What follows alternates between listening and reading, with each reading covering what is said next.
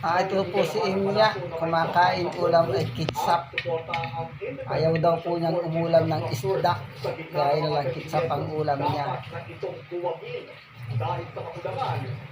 Masarap niya ano. Very good. Kain-kain, ibusin mo yan.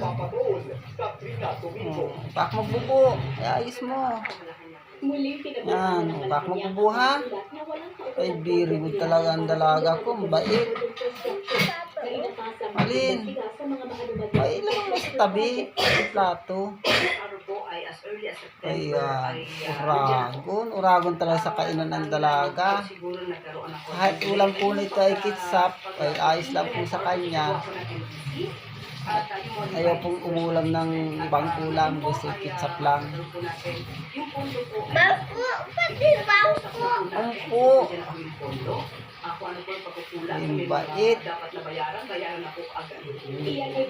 Kain po. Masarap baga po. Ay, masarap daw po pala ng ulam na kitsap.